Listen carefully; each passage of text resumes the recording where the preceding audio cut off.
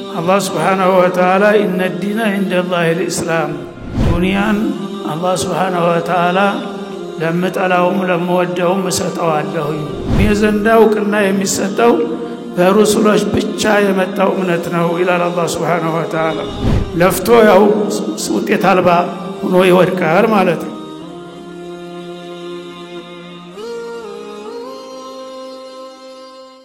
الحمد لله الذي هدانا للإسلام وما كنا لنهتدي لولا أن هدانا الله تعالى ذو الجلال والإكرام وأشهد أن لا إله إلا الله الملك العلام وأشهد أن محمدًا عبده ورسوله المبعوث لقيادة جميع الأنام بالإسلام إلى دار السلام صلى الله عليه وعلى آله وأصحابه الكرام. أما بعد فيا إخوة الإيمان والإسلام فاعلموا أن الإسلام هو الدين العالمي الوحيد الذي أمر الله به جميع الأنام وأرسل به كل الأنبياء والرسل الكرام ليخرجوا به من ظلمات الكفر والأوهام. وأعلن الله تعالى بأنه الدين الحق لجميع الخلق وأنه لا يقبل من أحد سواه حيث قال وهو أصدق القائلين وأحكم الحاكمين إن الدين عند الله الإسلام ومن يبتغي غير الإسلام دينا فلن يقبل منه وهو في الآخرة من الخاسرين. وهو الدين الكامل والشامل لمناهي الحياة البشرية في كل زمان ومكان حتى يرث الله الأرض ومن عليها كما قال اليوم أكملت لكم دينكم وأتممت عليكم نعمتي ورضيت لكم الإسلام دينا. وبهذا قد أوضح الله عز وجل أن السعادة الأبدية والفلاح الدائم مكفولان لمن قبل الإسلام واتخذه منهج الحياة في الدنيا وأن الخسارة الأبدية محققة لكل من أنكر الإسلام ورفضه وكذب من جاء به وحاربه من أهل الظلم والظلام. ومن هنا لا يصدق كل من يدعي أنه يحب الله دون أن يتبع الرسول الذي جاء بالإسلام. لذا قال الله عز وجل اتبعوا ما أنزل إليكم من ربكم ولا تتبعوا من دونه أولياء قل إن كنتم تحبون الله فاتبعوني يحببكم الله ويغفر لكم ذنوبكم الآية. وقد بين الله عز وجل لماذا خلق الخلائق وأرسل الرسل بقوله وما خلقت الجن والإنس إلا ليعبدون وأنذرنا أن لا نغتر بالحياة الدنيا ونغفل عن الآخرة بقوله يا أيها الناس إن وعد الله حق فلا تغرنكم الحياة الدنيا ولا يغرنكم بالله الغرور إن الشيطان لكم عدو فاتخذوه عدوا إنما يدعو حزبه ليكونوا من أصحاب السعير. فماذا بعد هذا يا عقلاء العالم. ثم وصى المؤمنين خاصة أن يستعدوا ويتزودوا لآخرتهم فقال عز من قائل يا أيها الذين آمنوا اتقوا الله ولتنظر نفس ما قدمت لغد واتقوا الله إن الله خبير بما تعملون ولا تكونوا كالذين نسوا الله فأنساهم أنفسهم وأولئك هم الفاسقون. لا يستوي أصحاب النار وأصحاب الجنة أصحاب الجنة هم الفائزون. وحين يتذكر المسلم الصادق مثل هذه الآيات المبينات من كلام الله الذي يوجه به عباده المؤمنين للغاية التي خلقهم من أجلها والمستقبل الذي ينتظرهم لا محالة أن يستعدوا لذلك الموعد بإخلاص العبادة لله وحده والعمل بما يرضيه أقول هذا وأستغفر الله لي ولكم ولسائر المسلمين من كل ذنب استغفروه إنه هو الغفور الرحيم البر الكريم.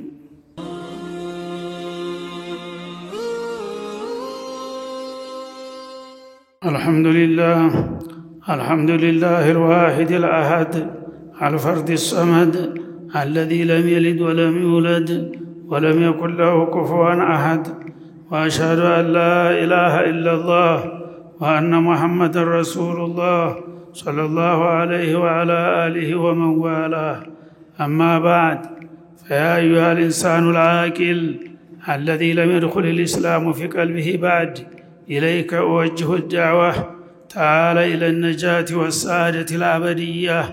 أنقذ نفسك من غضب الله وعذابه بعد الموت في القبر ويوم القيامة من نار جهنم. أنقذ نفسك بالإيمان بالله ربا وبالإسلام رسول وبمحمد رسولا وبالإسلام دينا، وقل بصدق لا إله إلا الله محمد رسول الله، ثم صل لربك الصلوات الخمس، وأد زكاة مالك، وصم شهر رمضان، وحج بيت الله الحرام إن استطعت إليه سبيلا، وأعلن إسلامك لله، فإنه لا نجاة لك ولا سعادة إلا بذلك. وفقني الله وإياكم لهذا. የዛሬው መልእክታችን ያው ታላቁን እንግዳ ከሸኘን በኋላ ኢስላም ሁልጊዜም ከጌታ ጋር ያለውን ግንኙነት መጠበቅና ማክበር ስለሆነ ተልኮው ኢስላም እንደ አላህ Subhanahu Wa Ta'ala ምንም ዋጋ ሳንከፍል በነፃ በቀላሉ ስለሰጠን ብዙ ጊዜ አቅለን እናየዋለን። ስለዚህ ራሳችንም መተግበር እንሰንፋለን፣ ለሌሎችም ማስተላለፍን እንዘነጋለን። ይህን ኢስላም ሰዎች ሁሉ ቢያውቁት ኑሮ ተሱ በስተቀር ሌላ ምንም ነገር አማራጭ እንደሌለ ባመኑበት ነበረ። ግን አላህ የፈለገውን ይፈጥራል፣ የፈለገውን ይመርጣል። እሱ የፈለጋቸውን ሰዎች ነው የሚያድላቸው። ዱንያን አላህ Subhanahu Wa Ta'ala ለምጠላውም ለምወደውም እሰጠዋለሁኝ፣ ዲንን ግን ለወደድኩት ብቻ ነው ይላል አላህ Subhanahu Wa Ta'ala በሐዲስ አልቁርስ። እና ዱንያ በአሁኑ ጊዜ የሁሉ ሰው ኢላማ ሆናለች። እሷን ያገኘ ታላቅ ይባላል፣ ይከበራል። እሷን ያጣ እንደ ከንቱ እንደ ምርግም ይታያል ማለት ነው። የዲን ጉዳይ ግን ዋጋ እያጣ መጥቷል። ስለዚህ እነዛ መጀመሪያ ያልቀመሱት ሰው የማያውቀውን አይናፍቅም እንደሚባለው ኢስላምን ስለማያውቁት ምንም ነገር ያጡ አይመስላቸውም። እኛ ግን በኢስላም ስም ተወልደን እየኖርን ኢስላማችንን በሚገባ ሳናቅና በስራ ላይ ሳናውለው ሳናስተዋውቀው ከሄር ምን አይነት ኪሳራ ነው። ስለዚህ ኢስላም ምንድነው የሚል ነው የዛሬው ዋና መልእክት ማለት ነው። አላህ Subhanahu Wa Ta'ala የመረጠው ሃይማኖት ኢነ ዲነ ኢንደላሂ الاسلام ይላል። ሃይማኖት ከተባለ አላህ ዘንድ ኢስላም ብቻ ነው ይላል አላህ በሱረቱ አሊ ኢምራን ማለት ነው። ኢስላም ብቻ ነው። ኢስላም ማለት ነብያት ጌታቸው ተቀብለው ያመጡት ሃይማኖትን ሁሉንም ያካትታል። ሰዎች ግን ከዛ በኋላ እየሰረዙ እየደለዙ የሚያጨማልቁት ከእስላምነት ይወጣል እንጂ ነብዮች ያመጡት ሁሉም ኢስላም ነው። ከአደም እስከ መሐመድ ድረስ አለይሂ ሰላቱ ወሰላም ከጌታቸው ተቀብለው ያመጡት ኢስላም ይባላል ማለት ነው። እና ሌሎቹ ከነ ስሙም ረስተውት የተለያየ የአካባቢና የጎሳ ስም እየሰጡ ሃይማኖቶችን ጭራሽ ደብዛቸው እንዲጠፋ አድርገዋል ማለት ነው። እኛ ላይ ግን ስሙ አለ፣ እስካሁን ድረስ ስሙ አልተቀየረም። ተግባሩ ግን አጠያቂ የሆነ ነው ማለት ነው። ስለዚህ አላህ Subhanahu Wa Ta'ala ኢነ ዲነ ኢንደላሂ الاسلام ዲን ከተባለ አላህ ዘንድ ይላል። አላህ ዘንድ እናንተ ዘንድ ያው አወፋራሹንም ሰው ሰራሹንም የተለያየው ሁሉ ሃይማኖት ትሉታላችሁ። ሃይማኖቶች ይባላል በብዛት። ሃይማኖቶች የሚባል ነገር የለም በኢስላም። አንድ ቦታ እንኳን አዲያን የሚል ቃል ቁርአን ውስጥ የለም። ዲን ነው የሚለው አንድ ብቻ ነው ኢስላም ማለት ነው። እና ይሄ ሲባል ደግሞ ብዙዎቹ ያልገባቸው በቃ ነብዩ መሐመድ ያመጡት ብቻ ነው ከዛ በፊት ያሉት ነብያት ሲያስተምሩት የሚል ጥያቄ ያነሳሉ። ያም ያካተታል የነ ሙሳም የነ ኢብራሂምም የነ ኑህም የነ ሁሉም ዲናቸው ከአላህ እስከመጣ ድረስ ሁሉም በዘመኑና በሀገሩ እስላምን አስተምሮ ነው የሄደው የአላህ ነብያት በሙሉ ማለት ነው። ግን ሰዎች መሪዎቻቸው ከሄዱ በኋላ ያንን ሃይማኖት እንደ ጓሮርሻ እየተለተሉ የተለያየ ስም እየሰጡ ስበርሳቸው እየተዋከሱ የሚያረጉት ያ እስላም ውጭ ሆኗል ማለት ነው። ያንን አይመለከተውምና አላህ ዘንዳ እኔ በመረጥኳቸው ንጹሃን መለክተኞቼ ያወረድኩት ብቻ ነው እኔ ጋር የሚያገናኝና የሚያስታርቃችሁ። ከዛ ውጭ ያሉ የተለያዩ ሰዎች እየፈረበረኩ እስላም ነው የሚሉት ያ እንዳያታለላችሁ እንዳይሸግናችሁ እኔ ዘንዳ እውቅና የሚሰጠው በረሱሎች ብቻ የመጣው እምነት ነው ይላል አላህ Subhanahu Wa Ta'ala። በመጨረሻም ደግሞ መደምደሚያው ነብዩ መሐመድ ናቸው ኻተመ ነብይን ብለዋልና ማለት ነው። ላነብይ ባዲ ከኔ በኋላ ነብይ የለም ብለዋል። ስለዚህ የመጨረሻው ነብይ ያው እስላምን በተሟላ መልኩ እንደገና ደግሞ አድማሱን አስፍተው ማለት የቀድሞ ነብያቶች ሁሉም የጎሳ መሪዎች ነበሩ ማለት ይቻላል። ጥቂት አንዳንዶቹ ሙሳ ኢብራሂም የተወሰነ ጽፋት ነበራቸው እንጂ ዓለምን ባካተተ መልኩ ለሰው ልጅ ሁሉ የተላከ ነብይ የለም ማለት ነው። በመጨረሻ ግን ሃይማኖቱን በደንብ አሳፍቶ አዳብሮ መስኩንም አስፍቶ የመጨረሻ እድል ነው እስላምን ያልተቀበለ እኔ ማንንም አልቀበልም ያለው በመጨረሻው ላይ ነው ማለት ነው። ስለዚህ عند الله الاسلام አላህ ዘንዳ ሃይማኖት ከተባለ እስላምና እስላም ብቻ ነው። ከዛ ውጭ ማንንም ሃይማኖት ሊከተል ይችላል ከፈለገ ማለት ነው ራሱን ማታለል ከፈለገ ግን የዘንዳ ግን ተቀባይነት የለውም። ومن يبتغي غير الاسلام دينا ከሃይማኖት አቋያ ከእስላም ባሻገር የተለያዩ ሃይማኖቶችን አዋጡኛል ብሎ የሚሳካለ ፈለዩ ቅበለ منه ፈከንቱ ልድከም ካለ ይቀጥል ችግር የለውም እኔ ዘንድ ግን ተቀባይነት የለውም ይላል አላህ Subhanahu Wa Ta'ala። እና ተቀባይነት ከሌለው መጨረሻ አጣፈንታው ምን ይሆናል? وفي الاخره من الخاسرين በመጪው ዓለም ተከሳሪዎች ይሆናል ማለት ነው። ለፍቶ ያው ውጤት አልባ ሆኖ ይወድቃል ማለት ነው። እና ከዛ ኪሳራ ለመዳን የፈለገ ሰው እስላምን ብቻ መቀበልና መከተል ግድ ይለዋል ይላል አላህ Subhanahu Wa Ta'ala። ፈለዩ ቅበለም ነው ከዚህ እንግዲህ ቋንቋ ቁልጭ ባለ ቋንቋ አላህ ሃይማኖት አላህ ዘንድ እስላም ብቻ ነው። ከዛ ሌላ ያለ ሃይማኖት የሚከተል ከሳሪ ነው። ይሄ የአላህ አዋጅ ነው እንግዲህ በቁርአን ያረጋገጠው ማለት ነው። እስላም ደግሞ የተሟላ መርህ ነው። ለሰው ልጆች ህይወት በየፈርጁ ሁሉንም ነገር ማስተናገድ ይችላል። ባለቤት አጥቶ ያው እየተቆራረሰ በአሁኑ ጊዜ እንዳለው ቢሆን እንኳን በትክክል በስራ ላይ ያዋሉ ሰዎች ከምን ወደ ምን እንዲያሻገራቸው ታሪክ ይመሰክራል ማለት ነው። ግመልረኛ የነበሩትን ምንም የማያውቁትን ሰዎች አንስቶ የዓለም ሊቅ አድርጎ ለ800 ዓመታት ያህል የዓለምን የበላይነት ተይዞ የቆየው በእስላም መርህ ነበር። ከዛ በኋላ ሲበታተኑና ሲወድቁ ጥላቶቻቸው እንደገና ተነስተው ዛሬ ደረሱበት ደረጃ ላይ ያደርሷቸው ቻሉ። ስለዚህ الدين الاسلام هو الكامل الشامل ህይወትን በየፈርጁ የሚመላ አካልን ብቻ ሳይሆን መንፈስንም ዲንን ብቻ ሳይሆን ዱንያንም ለማህበራዊ ህይወትንም ስልጣኔንም ሁሉ ነገር አካቶ ነው የመጣው ማለት ነው። ግን በአሁኑ ጊዜ ይሄን ሲሰሙ ሰዎች ይገርማቸዋል ማለት ነው። እንዴት እስላም ይሄን ሁሉ ነገር ሁሉን ዓለም ይመራል ትላላችሁ ሊል ይችላል። አላወቀም። ስለዚህ ይሄ በተግባር ተረጋግጧል ማለት ነው። እና ታሪክም ራሱን ይመልሳል እንደሚባለው ባለቤቶቹ ወደፊት የተሻሉ ትውልዶች አላህ እንደሚያመጣ ቃል ገብቷል። እነዛ ሲመጡ ታውታላችሁ የእስላምን ብቃት ይላል አላህ Subhanahu Wa Ta'ala።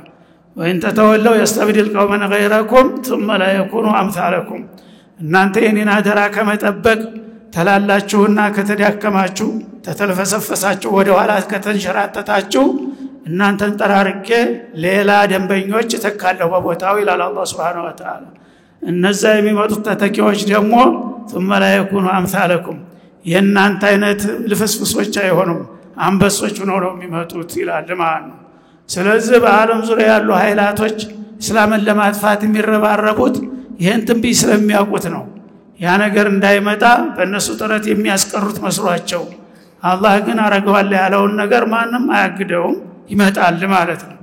ሌሎቻችን ግን እንዳውም ለእስላም ለለና ለእስላም ክብር የሚንቀሳቀሱትን ወንድሞችን እያወገዘ ከጠላቶቹ ጋር ቆሞ አርፈው አልቀመጥም ብለው እንዳያደርጉ ይያሉ በመደገፍ ፈንታ እንደገና የሚያብጠለጥሉዎቹ በስተዋል ማለት ነው። ይሄ አይደለም ይችኮ አይቻ ዓለም እኮ በቅ ብለን ድርግም የምንለባት እንጂ ዘላለም ምንኖርባት ምንደሰትባት ዓለም አይደለም። አላህ Subhanahu Wa Ta'ala ይችን ዱንያን ለፈተና መድረክ ነው ያመጣት። ፈተና ያለፈ ሰው ወደ ቋሚ ሀገሩ ይሸጋገራል፣ የወደቀ ይወድቃል ማለት ነው። ስለዚህ እስላምን በምን መልክ ነው እየተረዳን ያለ ነው ማለት ነው። ለእስላም እንዳውም ጉዲፍ ሆን ባሁኑ ጊዜ እኛ እስላም እኛን አይቶ ሰዎች እስላምን የሚጠሉ እየበዙ ነው ባሁኑ ጊዜ።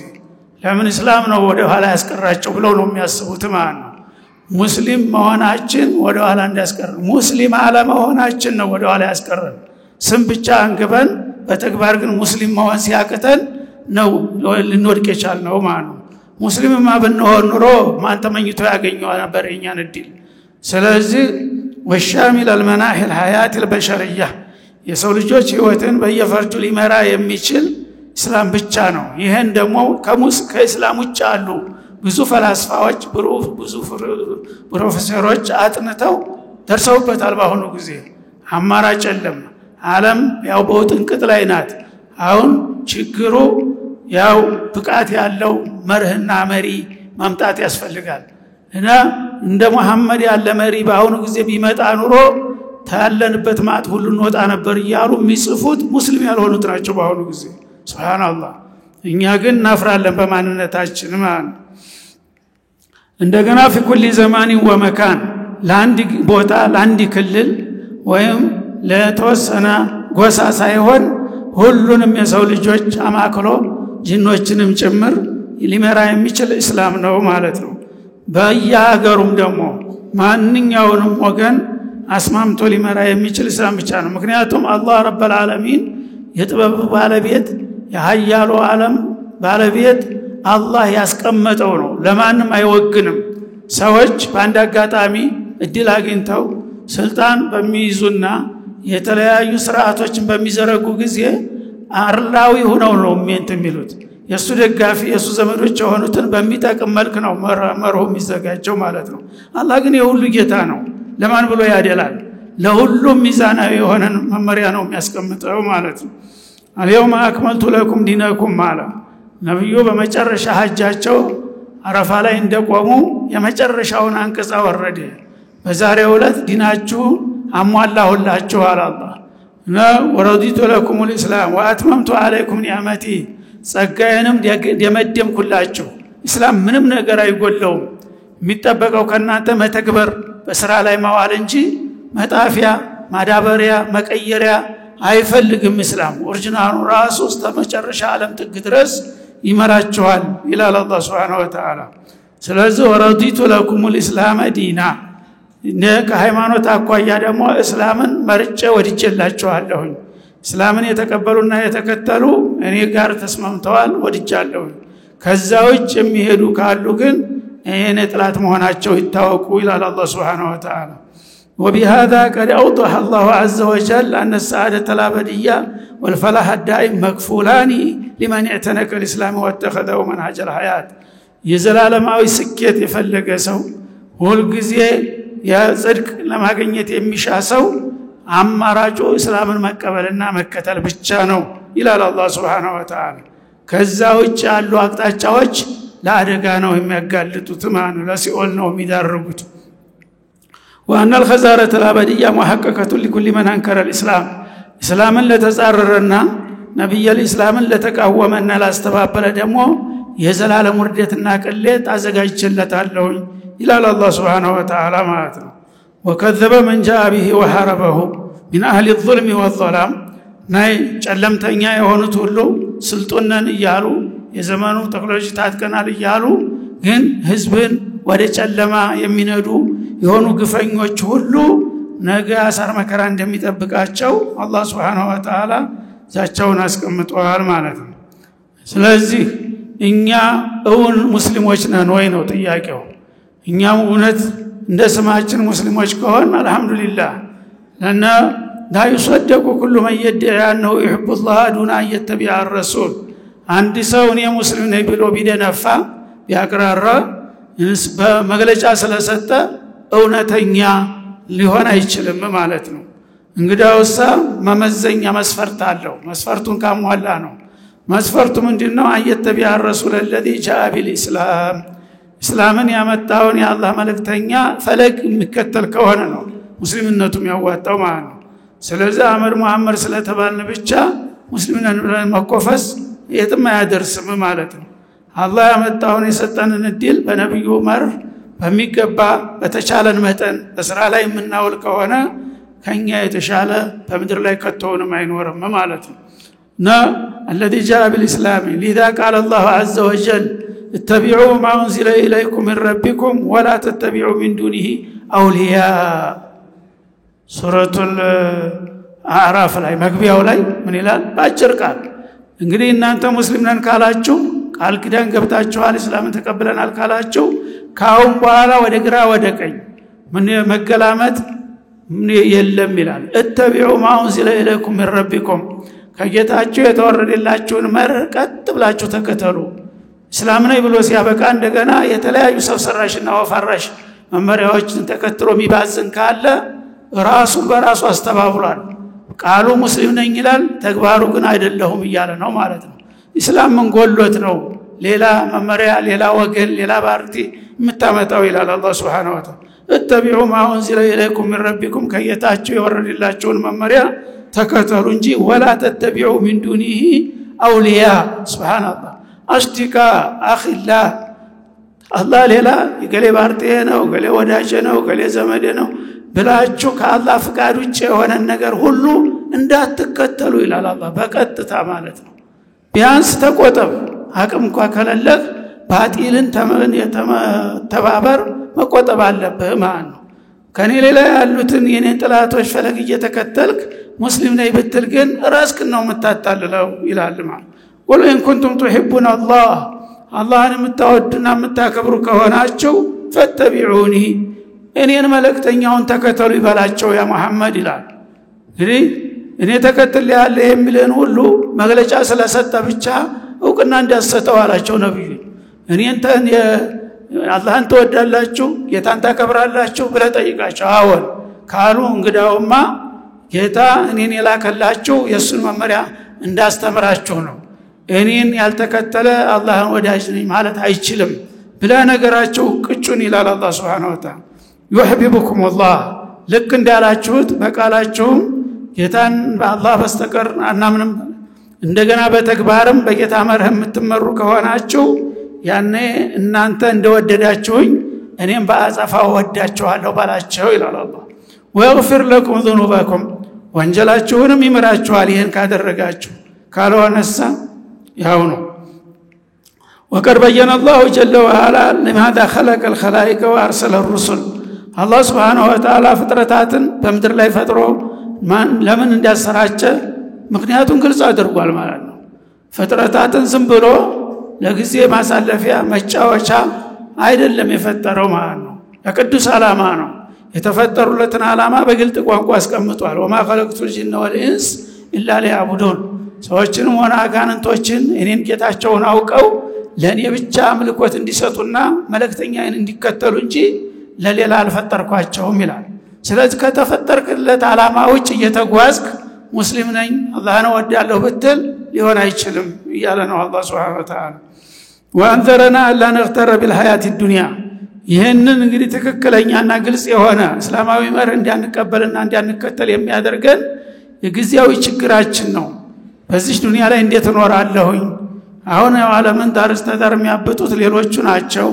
ስለዚህ እነሱን ፈለግ ታልተቀበልኩና ካልተከተልኩኝ እንዴት እኖራለሁ ብላችሁ በዱንያ ምክንያት መስመር እንዳትለቁ ይላል አላህ Subhanahu Wa Ta'ala እና فلا تغرنكم الحياة الدنيا እችን ቅርቢቱን ህይወታችሁ ብልጭልጫችሁ ዱንያ ነገ ወይም ተነገ ወዲያ ታቻዋት የምትሄዱትን እሷ ትደፈርስብናለች ብላችሁ የኔን መስመር ትታችሁ ወደ ሌላው እንዳታሄዱ ይላል አላህ Subhanahu Wa Ta'ala ወተغفل عن الآخرة ላፍታ እንኳን ቢሆን አኺራን እንዳትዘነጉ እኔ ፊት መጣችሁ ሂሳብ እንደምትደረጉ አትዘንጉ ይላል ያ አዩሃ الناس إن وعد الله حق ሰዎች ሆይ አላህ Subhanahu Wa Ta'ala የገባው ቃል የተረጋገጠ ነው የሚያወላዳ የሚያጠራጥር አይደለም ቃሉ ተስፋ ቃሉ ዛቻው ማለት ነው ወዕድ ሁለት አይነት ዘርፍ አለው ማለት ነው አላህ ጥፋተኞችንና ክፋተኞችን እቀጣለሁኝ ብሎ ዝቷል አስጠንቅቋል ያ ዛቻ መፈጸሙ አይቀርም ማለት ነው ደጎችንና ቀኖችን እመራቸዋለሁ ለጀነት አበቃቸዋለሁ ብሎ ቃል ገብቷል ያም ይረጋገጣል የምናገረው ነገር ዝም ብሎ ባየር ላይ እንደናንተ እንደገደል ማሚት አካባቢውን አደንቁሮ የሚያልፍ ነገር እንዳይመስላችሁ ያልኳት ነገር አንድ ባንድ በስራ ላይ ትውላለች ነገር ስለዚህ ለዛ ቦታ ተዘጋጁ ይላል አላህ Subhanahu Wa Ta'ala فلا تغرنكم الحياة الدنيا ስለዚህ እቺ ግዚያዊ ብልጭ ዱንያችሁ እንዳትሸነግላችሁ ولا يغرنكم بالله الغرور እንደገና ደግሞ ያ ቀንደኛው ጥላታችሁ ኢብሊስ ለዒን አንተ እንደ ዘመኑ መኖር አለብህ እንዴት አድርገህ ነው ዲንዲን ይያልክ ባሆነ ጊዜ የምትኖረው ከስንቱ ጋር ይልሃል ያ መልቲ ጉድ እንዳይሰራችሁ ተጠንቀቁ ይላል ማለት ነው እነ ሸይጣን ለኩም አዱ ሸይጣን ለእናንተ ምን ጊዜም ጥላት ነው የፈለገውን ያልብትለማማጡ ሰይጣንና የሱ ፈረሶች በምንም አይነት እናንተን ሊቀበሏችሁ አይችሉም ፈተخذوا አዱዋ ስለዚህ ጥላት ማይታረቅ ጥላት ካለብህ በተጠንቀቅ ታጥቀ መጠበቅ እንጂ ከሱ ጋር አመልፈስፈሱ አያዋጣህም ማለት ነው انما يدعو حزبه ليكونوا من اصحاب السعير ሸይጣን ተከታዮችን የሚሰብካቸውና የሚያስተባብራቸው እሱ ጋራ የጀሃነም ታዳሚዎች እንዲሆኑ ነው እንጂ ለሌላ አይደለም ማለት ነው ዛሬ ወዳጅ መስሎ የሰው ሰይጣን አለ የጅንም ሰይጣን አለ የሚቆለቆለ የሚያባብልህ ይዞ ሊጠፋ ነው ይዞ ማቻው እንጂ ሊያድና አይደለም فماذا بعد هذا ታዲያ ከዚህ በላይ አላህ እንዴት አድርጎ ይግለጥ ሐቁን ማለት ነው ያ عقلاء العالم ስለዚህ እኛም እንደ ሙስሊም ሌሎችም ደግሞ የእስላምን ጸጋ ያልቀመሱት ሁላቸውንም በዛ አጋጣሚ ጥሪ እናቀርባለን እኛ ማለት ነው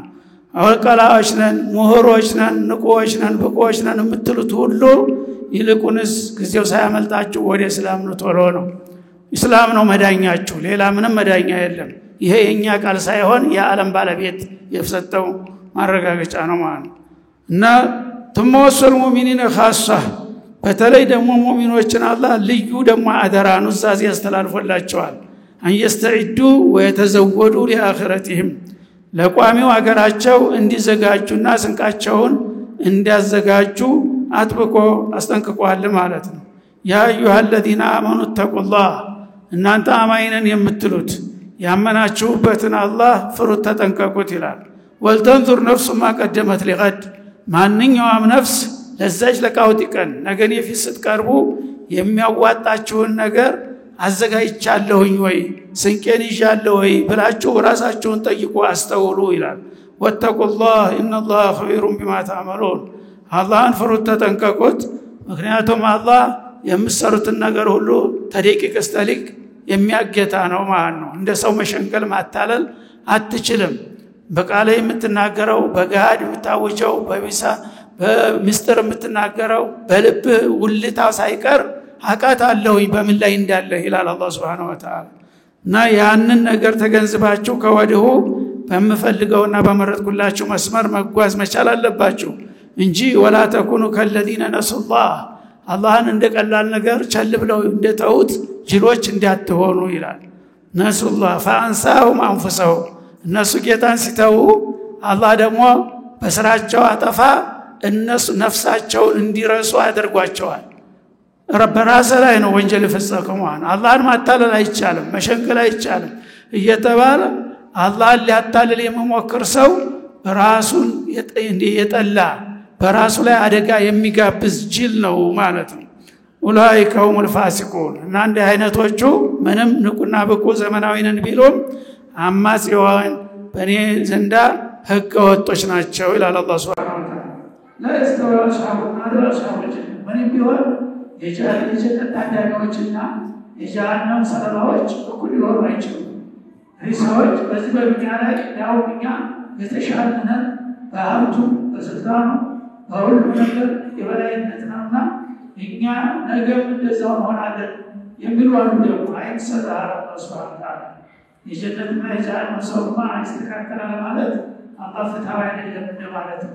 እዚህ እንደፈለገ ሰባክ ነገር ግን ታነባው ፊት ተነፍቶ ተበጥሮ ነው እንጂ ግብስባስ ጀነት አይገባት።